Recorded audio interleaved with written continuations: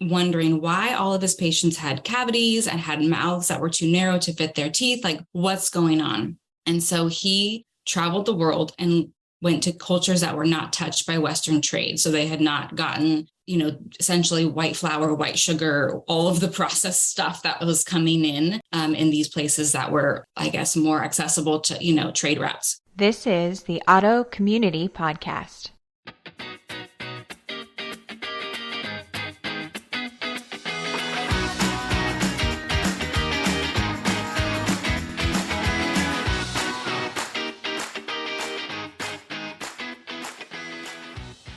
All interviews presented on the Auto Community Podcast are designed to provide information and inspiration only. Guests of the podcast may present opinions and anecdotes that are solely their own. And as always, before beginning any treatment protocol, consult with your preferred medical provider. Hi, this is Erin with the Auto Community Podcast, and today I have a very special guest. She is an amazing cancer survivor as well as a nutrition consultant. She does amazing things with the Weston A. Price Foundation, and I'm really excited to have her. She's also a personal friend. Thanks for being here. This is Katie Ledbetter. So hi, Katie. How are you? Good morning. Doing good. Thanks for having me. I'm really excited to have this conversation because we've had a lot of personal conversations, but we haven't really talked about exactly what you do. And so I'm excited to hear more. So tell us a little bit about your story. How did you get started in this world of nutrition and the Weston A. Price Foundation? It's kind of a long one. It goes back, I became a vegetarian when I was 17. I was in physiology class, and for the end of the semester we went to the morgue to look at bodies, and while it was fascinating, it kind of grossed me out because of how the human body resembled the meat we eat. So I became a vegetarian. That lasted for 8 years, and my health was not optimal during that time. I consider myself to be a carbivore. I was eating fish and dairy and eggs. So I think that really saved my health. If I had gone vegan or strict vegetarian, I think it would have been much worse. So that's kind of when I became interested in food and nutrition. I was reading all kinds of food books and really the modern food world, big ag, big food, and how unhealthy our food is. And so I think, while I'm not a vegetarian anymore and I don't necessarily promote that, I do agree with a lot of the problems in the modern food production system that we have in America, but worldwide. So after craving meat for a little while, I actually a year, pepperoni was my gateway meat. It was I was oh my God, I just want some pepperoni. But Jim's oh my God, you're not going to be able to wear any of your preachy vegetarian shirts anymore. What are you doing? And I was I've been craving this for so long. So I finally went into the meat eating world and wanted to be an intentional meat eater, really well sourced, organic, free range, grass fed, things like that. And so I was already interested in it, and then became this, omnivore, eating everything. And then Jim read The 4-Hour Body by Tim Ferriss, and he changed his diet, a slow carb diet with a cheat day. And that was the first time he had seen success with his dietary change. Not that we had done all of these different things, but you experiment with these things here and there. And so he did that, and I found it to be really hard because the staff room and the teacher's lounge was always filled with donuts and bagels, and then the kids snacks goldfish and all this stuff. So I finally stuck with it during the summer because I found that was my pain point, was that I could do it for a week and then we'd have our cheat day, and then going back on Monday, and with all the junk in the staff room, I just couldn't do it. So finally in the summer I stuck with it, and that's when I changed my diet to be what I would consider to be more real food, paleo, more meat, vegetables, some fruit, but not a lot of sugar, not a lot of processed anything. That kind of pivoted my journey, but I was already on this slow path.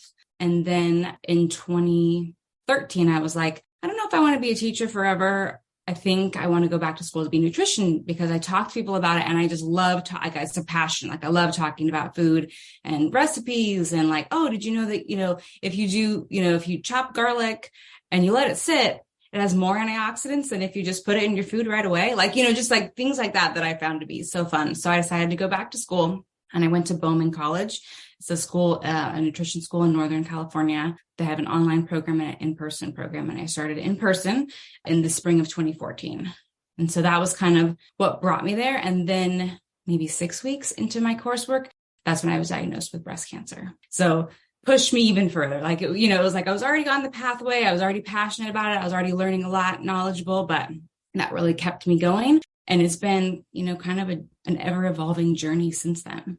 I love that story because I actually had a very similar experience. So I was vegan for a couple of years and then I got pregnant. And when I was pregnant, my body craved red meat like no other. And and now I realize, the complete amino acids, the B vitamins, all of those things that were, even though I was a, quote unquote, healthy vegetarian or healthy vegan, as healthy as one could be on that diet, I watched everything that I ate still, and it was all organic and all of those types of things, but it still didn't give me the profiles that I needed nutritionally in my system. So I think I was probably 4 months pregnant or something like that. And I sat down to lunch and I ordered myself a steak salad, which was like, everybody around me was like, what are you doing?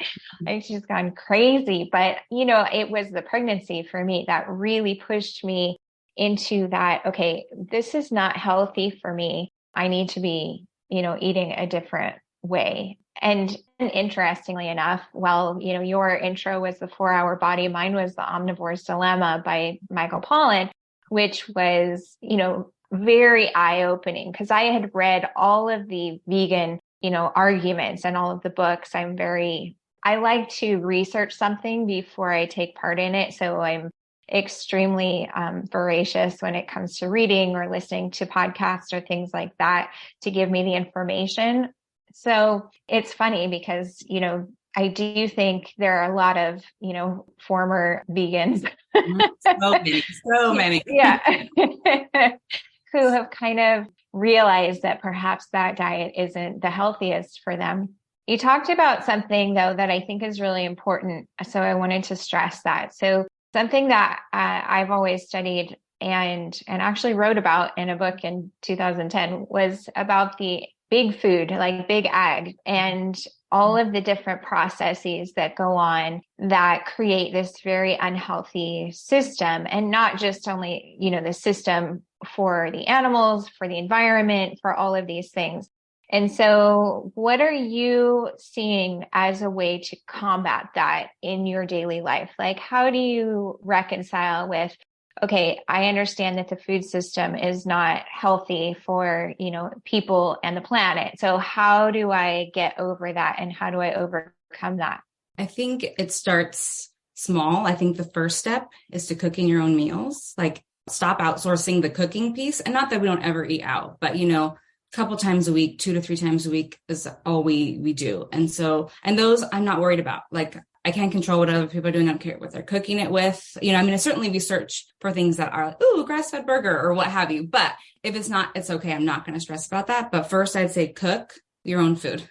And then, the next step might be grow something like herbs or something on that line, or get to know a farmer, get closer to the farmer somehow, whether that's shopping at a store that is closer to the farmer, less the chain between you and where it's grown is a smaller one, or farmer's market is probably my favorite gateway because it's not you can get prepared foods, you can get fun, they also have fun stuff there. So it's some people, it's a nice bridge because you can get some prepared foods, but you can also go get some produce or go get some local pasture raised meats. And so I think if you can start cooking more of your own meals and, start where you are. If you're I never cook for myself, aim for 3 to 5, aim for 3 to 5 meals, or bringing your lunch twice a week, aim for something sustainable and then move a little bit closer. Not everybody needs to own a farm or, have this prolific garden, but can you grow something on your own? I've been doing some sprouts and inside it's a jar, sprouts, and a lid for airflow and to let the water out. You don't need anything for that except a little bit of sunshine, so it can be really simple to where you start and then see, that's the first step. Do the baby steps for you, pick the low hanging fruit, and then what feels right next for you. And it's we get a meat subscription box and we know our farmer here because we've met them and gone on a tour of their farm. but I don't know every farmer that I work with, but I try to control what I can. I've been on this journey for health and nutrition for 20 something years, right? So like people who compare, like, where do I start? It's like, you don't have to be here. This took me 20 years to get here. So the other thing I would say is like opt for organic whenever possible, because you can get that at Walmart. You don't have to go to a Whole Foods or a Sprouts to get organic produce. Organic would be great. Local is even better because it's going to be more nutritious. Yeah, I think that's hugely important because, a lot of people really feel overwhelmed by this concept of, okay, I know something about the food system. I understand, I do think it becomes almost more difficult when you have the knowledge, because then, it becomes a conscience thing, when you're constantly thinking about, okay, well, I understand that, this meat that I'm eating, like from this restaurant, is not produced in a sustainable manner, right? And so then there's a whole guilt trip thing that I think happens for a lot of people too. And then it becomes almost like throwing your hands up, right? Like, okay, well, I already did this, so I might as well do it again, or, those types of things. So I think that's hugely important. So in your journey with cancer, let's talk a little bit about that. So you were diagnosed with breast cancer, you said, right after you had just started your nutrition program. So what was that like for you from both a physical and emotional standpoint? So I did a pretty traditional approach. I felt too new to the world of like holistic living. I was mostly introduced really through the food side. So like some people come to, this place from toxins or, some different avenues, right? But I was on that food journey primarily. And so I did take a pretty traditional route because I just was like, oh crap, I don't know what to do. I'm 31. And the path forward from my oncologist is chemo, surgery. And at that time, it wasn't radiation, but radiation was something they just added later. And I don't think that was the wrong path. In hindsight, I probably would have added some more holistic treatments, but I also was like, how much is this going to cost? I just really didn't know, like, I've never tested my insurance before where I actually like needed to use it for a really expensive thing. So I just was kind of overwhelmed with everything and disability and things like that. So anyways, I did go that pretty traditional path, but I tried to be really intentional with my foods. So that way I was supporting my body throughout cancer. That did change partway through, and I can tell you that story, but I had a really good support system. So I was living in California at the time, still where I grew up. So I had everyone I knew from elementary school, middle school, high school, college, everybody was there to kind of rally around me. One book that I read early on was Anti-Cancer. I'm probably going to butcher his name, but David Saron Schreiber. He's a 2-time cancer survivor and an MD, and maybe a PhD too. Anyways, very smart man. And he just comes up with these 6 like tenets of like what he recommends for people, because we all have cancerous cells in our body all the time. And it's a matter of if our immune system is functioning properly, it will kill them. Like it's supposed to do that. And so I forget all 6 of them, but one was like diet, whole, real foods, low in sugar, low processed. He doesn't give a specific dietary recommendation, which I agree with because we're all individuals. What works for me will not work for you.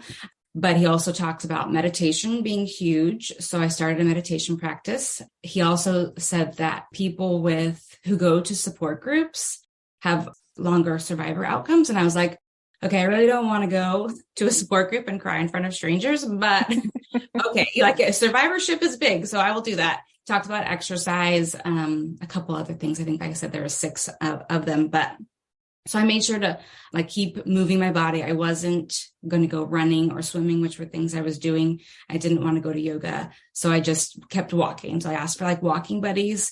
Like that was people were, what can I do? Come walk with me, So that was one of the ways I kind of coped and managed and combined community support group kind of thing. And then also movement. And then I did end up going to support group. There was in the Bay Area, there's Bay Area Cancer Connections in Palo Alto. And that was where I went. They're specifically for breast and ovarian cancer. And they had a nice range of groups because I was like, I'm 31. How is somebody who's, 55 or something, how am I going to relate to these people? But they had a young women's group. And so that one worked perfectly for me. And so I don't know how often I went, probably I think they were every other week or monthly, and I went regularly. And I think that was a really good thing for me to have access to, because also you had women who were on they were in different places, newly diagnosed, done with treatment, things like that. So I could learn from other people, because I'm not by nature a big questioner. Like, I don't know what questions to ask the doctor. So they helped me think about things that I hadn't thought about before. And so that helped me really just, like I said, okay, well, maybe I need to ask about this, and maybe I need to consider these other options. And you just get to hear about different, they're all different treatments depending on if you're hormone negative, hormone positive, what stage it is, ductal, lobular, things like that. So every treatment is different, but you just get to learn a lot. So that was very helpful in that way too. Yeah, it's actually the reason I started this podcast was to create more community. I think ultimately, when my son was first diagnosed with PANDAS, and then later when I was diagnosed with Lyme disease, something to being able to talk with other people who truly understand, who know exactly what you're going through, who know not only what you're going through physically, but what you're going through mentally and emotionally, and, all of those things, just to be able to have a sounding board. And to be able to see, things like important treatments that maybe weren't on your radar, all of a sudden you start to realize, oh, wait a minute, that works for that person and they have similar issues. So maybe that's something I'd like to try too. So yeah, I mean, that's exactly why I started the podcast, and it's hugely important. So that's awesome. I'm glad you were able to find a group, a community that was able to support you. So what is the Weston A. Price Foundation, and what exactly do you guys profess as far as, what the healthiest way of eating with regard to, your training and all of that? So I got introduced to the Weston A. Price Foundation when I was going to nutrition school, because one or two of the teachers that were my teachers were members. And so that school, Bauman, is a little bit more vegetarian focused, but, it's bio-individuality. So what works for you, it won't work for me. So there is that, big disclaimer. And they do talk about what's in meat that we need and things like that. But two of the teachers were. And so that's kind of was my first introduction. And I think I started listening to the podcast probably shortly thereafter.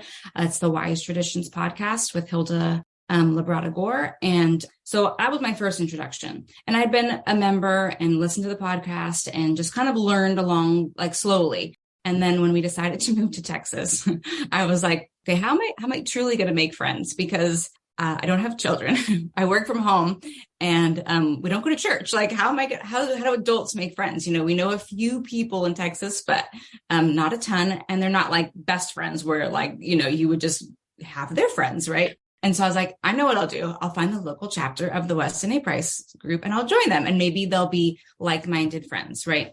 Or they'll likely to be like-minded friends. And so that's what I did.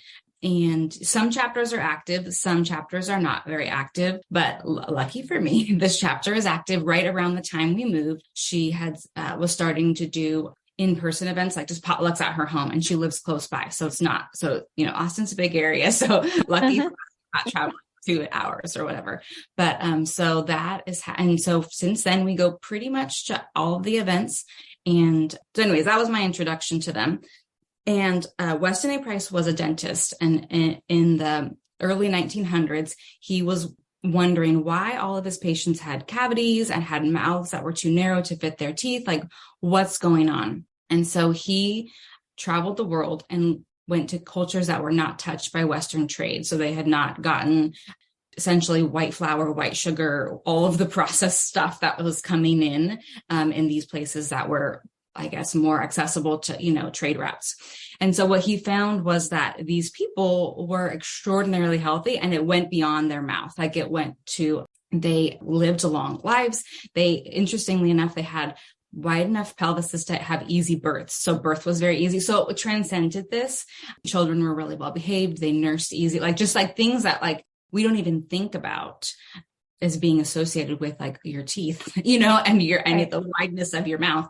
But like nasal cavities, able to breathe easily, all of that. So what he found was he went all over the world looking at, and, thinking that what native cultures all over the world is going to be different, like Inuits in Alaska was not going to be the same as the people in Switzerland. But what he found is they all ate animal products. So there were no vegan cultures. anywhere around the world, which I thought is so telling because they died out if there was a vegan culture, is basically what he Right. found. They all included salt in their food because not just for the sodium, but for the other minerals that comes with salt. And we do need salt to make hydrochloric acid, which is our stomach acid. So if you can't digest protein properly and you don't have salt in your diet, that's part of the problem. But they also included some raw food of some kind, raw dairy, raw meats. They all included fermented foods for good bacteria. So there's these like 11 tenets that they all kind of kept true to that were diverse, but also these same things. And so I think of it as being just like real whole food that's been pretty unadulterated, as far as we're not processing. It doesn't all have to be cooked from home, but I think in a perfect world, we do a lot more cooking on our own, but we could still eat these real whole foods and follow, close to a Weston A. Price diet, even if you can't do all of the cooking or a lot of the cooking yourself. So how do you find that it affects you physically at this point? So I'm assuming that you eat this way. And what have you noticed that perhaps has been different than, say, when you were on a vegetarian diet? So I will say I generally eat this way, but I don't include a lot of raw milk just yet. I need to do a GAPS diet. A GAPS diet is the gut and psychology syndrome. And that, Dr. Natasha Campbell McBride has done a ton of research on how the gut is connected to a lot of neurological disorders, ADD, ADHD, autism, other things. She talks about people with MS, but she also talks about now she's got a new book about gut and physiology syndrome. So how it's related to other physical issues, not just neurological things. But so that being said, I don't follow it completely just yet, but I hope to, after doing the GAPS protocol, that I will be able to. I do raw cheese, but I just don't drink a lot of milk. I'd like to have like a smoothie and use raw milk instead of, almond milk like I used to. But anyways, I remember having intense stomach aches when I was a vegetarian. I don't know what they were. I couldn't tell you, but it was just like, I just kind of had to lay down. Like it was so much pain. I think it was really probably a lot of gluten. And the Weston A. Price Foundation is not against gluten, but it's all sourdough. So anything fermented, because of the fermentation process, breaking down the gluten, making it digestible for, humans. And so I personally right now am pretty much gluten-free, not like celiac in any way, but just like I don't eat it, myself. But so I had these really bad stomach aches before, and I don't know what they were, but I haven't had them sort of switching to like this real food diet. I think energy levels have definitely improved, and like sleep was a big thing that improved for me as well. And I'd be curious, like I'm an N=1, like I'm going to try it and see what happens. And like, I'll see what I notice changes in myself. So I do a lot of, I don't like to call it biohacking. Other people probably would, but I'm like, let me just see what happens and try it. So I'd be curious to see what happens after the GAPS protocol, and then reintroducing like, how do I tolerate gluten if I do, in a sourdough type of bread or meal. Yeah, it's so GAPS, obviously, as you mentioned, is really very well known in the autism world. And we ended up doing with my son and myself the specific carbohydrate diet, which is quite similar. And everything cooked from scratch at home, and, elimination type diet. The specific carb diet does include some dairy products. I don't think the GAPS diet does, at least not initially, but yeah, specific carb was slightly different, but very similar. And we saw huge changes there too, especially with gut dysbiosis and healing and all of that, which I think is huge in any autoimmune condition, in any immune dysfunction, in, anything, even, things that people don't think of as an autoimmune or immune dysfunction condition, like, chronic diarrhea or chronic constipation or those kinds of things. People just learn to live with it, and they don't realize or recognize that that's a sign and symptom of some sort of dysfunction happening within your body. Okay, so what are you doing now, and how can people find you? And I know you're doing your tea, which I think sounds amazing. I haven't yet had the opportunity to try it, but I look forward to the opportunity to do that. So tell me a little bit about what you're doing, what you're offering to other cancer survivors or cancer patients, and how you kind of integrate all of this nutrition education. Yeah, I feel like I'm at this kind of crossroads in my nutrition consultant field because I've been, 2016 is when I finished school. So going on 6 years now. I can't believe that.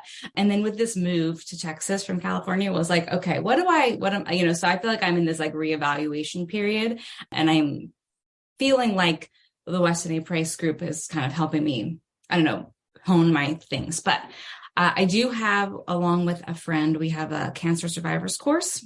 A friend that I met through, I used to do 21-day sugar detox coaching, and we had met through that. And she lived kind of near me in California, and she had lymphoma. I think it was leukemia, actually. Anyways, so we designed this course for folks to kind of take all the stuff that we had researched to approach cancer to meld the two worlds, to provide the support of if you're going, whatever path you're on, and you can now take this, like, how can I tweak my diet? What exercises might be helpful for me? What kind of meditation, all of those sort of holistic things to bring into and sort of make it more of a integrative pathway as opposed to, just one or the other. So we have that course. It's the cancersurvivorscourse.com. There's like a mini course for folks who are just like, I just want like a couple of modules. And then there's a 12 module course. I am working with clients one-on-one. So I do work one-on-one with clients, mostly virtually. And then I'm launching something next year. Not sure. So like a little teaser. Not exactly sure what it's going to look like. Still in the works, still processing what I want that to look like, but sort of a guided dietary reset, elimination diet, just to reset the system and start feeling good for maybe the first time in a long time for folks. And then, determining how to go forward from that. So that's on the horizon. And then I did launch a tea. So part of my health journey was in 2016. So after cancer treatment was over, cancer treatment was from 2014 through 2015. 6 rounds of chemotherapy, bilateral mastectomy, and then radiation, 25 sessions of radiation. And then I had 3 subsequent surgeries, reconstruction surgeries to deal. First, I had implants, and then I took those out in 2020 and had tummy tissue become breasts because I didn't want implants anymore for a variety of reasons. Right. I don't think they're healthy, and they do have a black box warning. Yes. Actually, that's a good idea. I should actually, breast implant illness is a major thing for a lot of women. So that I'll have to find. I don't know that I had the symptoms. I didn't have them for very long. I had implants implants went in 2015, and I had them removed in 2020. So they were only there for 5 years, but I did have them swapped out in that time because we wanted bigger implants, and one had already ruptured in just 18 months time. Yeah. I'm glad that one got taken out because I probably would have been sicker, right, than I was. Right. But, so I finished cancer treatment, and I was still really tired. I was like, man, I'm really tired. I noticed that whenever I ate food, my nose was running, and I was like, no, that's not a big symptom, but it's like overproduction of histamine. It just gets me thinking. It's like, right. I don't know why this is happening. I'm trying to figure out why, and I'm not sure what's going on. And I would notice that my immune system just was really weak. When people be like, oh, I'm getting sick, I'm going to take today off. And they would not get sick. And I was like, you can do that. You can just rest for a day and you won't get sick. Cause if I'm getting sick, it's just going to happen, and I would be sick for 2 weeks and I couldn't get over it. And I dealt with chronic sinus problems in my late teens and early 20s. Looking back, that's a different sign of something else. But I eventually got diagnosed with common variable immune deficiency. So I essentially didn't make IgA and IgM. And my IgG was super low, and my IgE was also really low. And so those are subclasses of your immunoglobulins. And so my immune system basically just didn't function properly. And everything was so low because for 30 something years, the other IG subclasses were compensating for the ones that I didn't make, which we think is IgA and IgE. And so, sorry to interrupt. So is that something that is genetic, or do you think that was a result of some of the chemotherapy? They say it's common, and they think maybe you're born with it. One immunologist said maybe it's on the BRCA mutation. So I do have the BRCA1 genetic mutation for breast cancer. So she thought perhaps maybe it's on that mutation, and that's what it is. but I have a new theory, and I don't know what it is, if I'm right, but this is my new theory, that eventually I started getting IgG infusion. So they can't give you IgA, IgE, or IgM, but they can give you IgG. And so they take plasma from humans, filter it out, and just give you an infusion monthly of IgG. And I was doing that up until this year. But when I went to start to see a biological dentist here in Austin, I had seen one in California, but they kind of all have their own, niches, right? So that one helped me tongue tie and a lip tie that I didn't know I had. At Transcend. Yes. Uh-huh. Yeah. Shout out to Transcendental in Austin, Texas. So I then went to this dentist here, and he does a 3D X-ray. I think I've heard it called something else, like a cone beam. I'd have to look it up. But basically they look, it's a different type of X-ray, and they can see if your bone doesn't essentially heal if you have a root canal or wisdom teeth removed. And so I think it was this upper wisdom tooth on my right side didn't heal. There was an infection there. So I had my wisdom teeth removed at 18. Yeah, I was 18, and I've had essentially a festering infection there for 20 years. And so the thought being that, or what happens is, like, the bone is supposed to remodel and become solid bone again, and it didn't. And so they could see it only on that X-ray. So they can't see it in other X-rays that you might have had from a dentist before, but thinking that they can harbor mold, parasites, and they cannot get to it with antibiotics or any sort of treatment that they can give you. The only way to go in there is to drill and clean it out. And they put in plugs, like essentially they take some blood initially and must be from your platelets, I think, plugs from that. And then they fill it up to help encourage it to heal properly, to remodel properly, as opposed to what happened the first time. They won't be able to tell if it worked, though, for a number of years, because bone takes a while to remodel. But so anyways, I think I've had this, just thinking of, if you had some sort of festering wound, your immune system's always overactivated to take care of whatever that wound might be. Well, this one just happened to be here in my mouth. And so thinking that for 20 years, my immune system's been trying to fight this and just got totally depleted. So I think that is, I don't know, a cause from it. One immunologist thinks chemotherapy might have done it, right? So just kind of really weakened the system that maybe was already weak.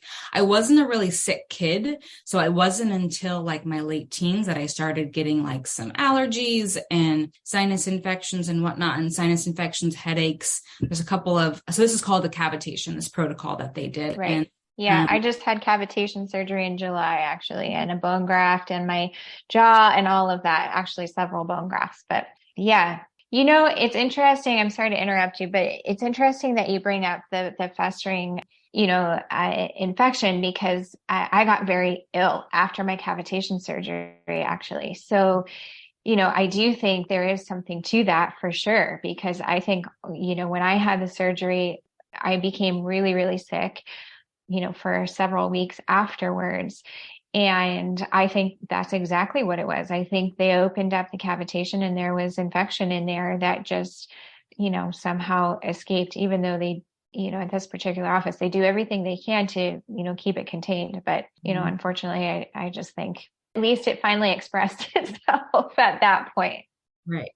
Thinking that your body had to work through it. It wasn't able just to be cleaned out, because they clean that whole area out with ozonated water to make sure that they get anything that was there and then stitch you back up. But yeah, it's these processes are really hard on the body. I think we think of the location trauma, the trauma to the mouth that happened, but there's so much more than just that. We don't just process the traumas physically, so it's hard. But I think that could have been the source of the infection, because I had mine done in January, not the infection, but the reason why my immune system was so weakened. And what I would notice is if I had 2 nights of bad sleep in a row, I'd get sick, which, we know that sleep is tied to immune function. And if I had too much sugar, I would get sick. Again, sugar is tied to immune function.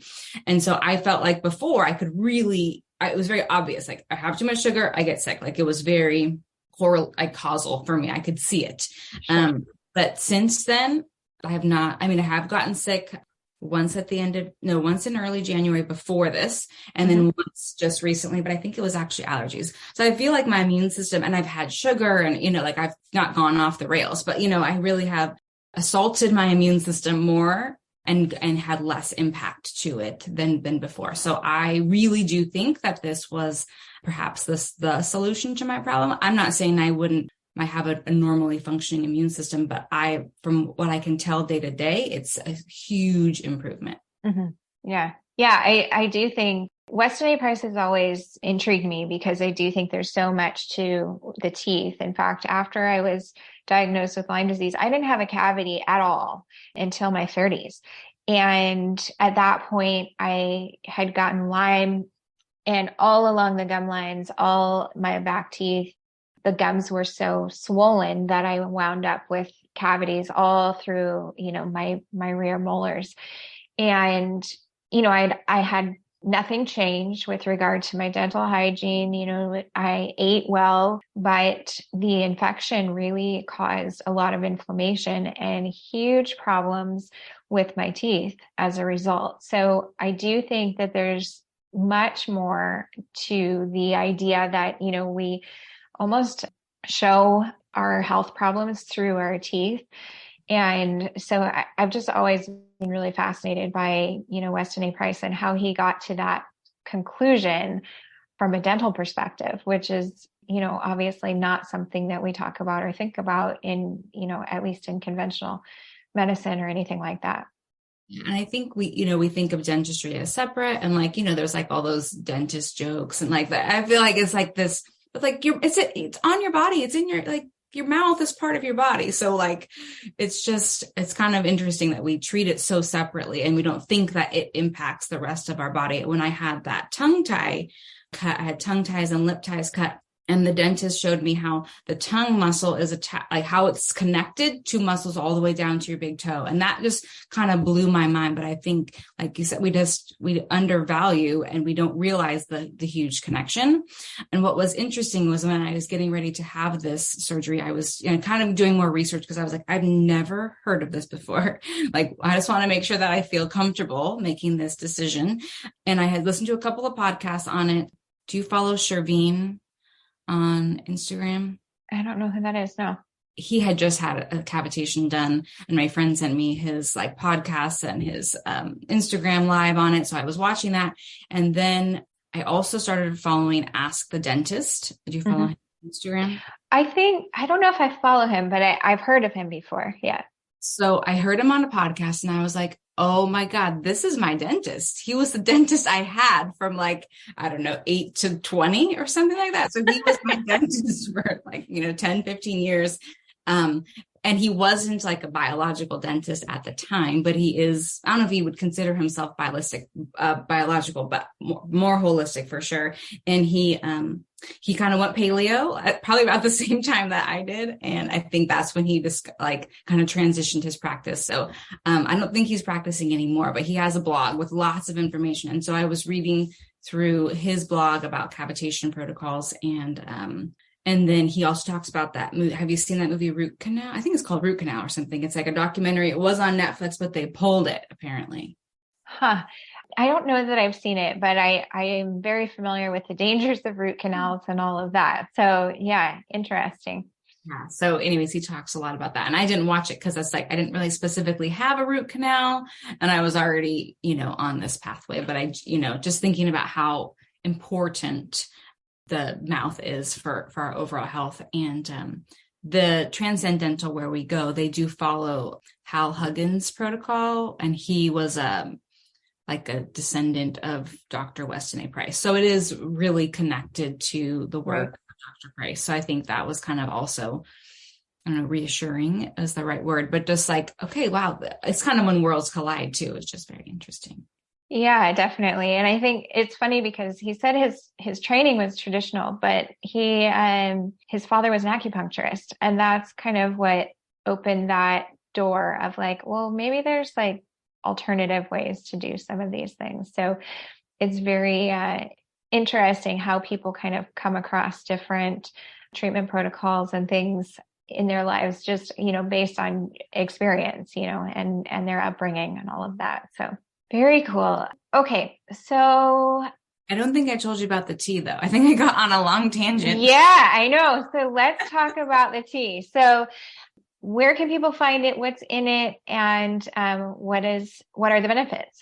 So because of this immune deficiency and because of, COVID and everything, I was like, I think there's a need for me to create a tea. I think there's a need for other people to have this tea that can support their immune system. And so I just started looking up herbs and using what I already known as well about, what things can be, clove is antiviral and, just like cinnamon bark and things like that. So I was playing with the recipe. I had my best friend help me recipe test. She loves tea. And I was like, okay, I need a second palette, And so we ended up coming up with a blend of holy basil, elderberry, clove, cinnamon bark, orange peel, and ginger. And so it's those are all very warming herbs. Mm-hmm. And so it just feels like, I don't know, it feels very comforting, like a warm hug. Like it's something that smells like with the cinnamon and the clove, it smells like the holidays and fall and those kinds of things. And so that was my kind of launch into this tea world. I just was like, I want this. I think there's a need out there. I'm just going to do it. And so it's called Immunity Love. And I sell it on my website. And yeah, all the herbs are certified organic. Everything is Fair for Life certified. And so it's kind of, the best of all the worlds coming together. And it's a loose tea, right? Mm-hmm, because yeah, I'm sure but maybe your listeners don't know that. Just like the tea bags, even the organic ones can contain toxins, and like those plastic ones are definitely that you don't want to steep a plastic tea bag in hot water because you're going to leach some of those chemicals. So yeah, it's a loose leaf tea because that's going to be, I know it's more work, but it's definitely the better option for our health, and which is the goal. Absolutely. Awesome. All right. So you can find Katie at Clean Eating with Katie on Instagram, cleaneatingwithkatie.com. Where can they find the cancer program that you have? cancersurvivorscourse.com. And there's also a link on our website. Like on my website, there's a cancer resources, and it just has my blog. People want to read my musings and then Awesome. Katie, it's been a pleasure. I know I could probably talk for a lot longer, and I'm sure we will coming up here. But I thank you very much for your time. I hope everybody reaches out to you and gets to taste that tea. And I'm looking forward to doing that as well. Thanks, everybody. Take care.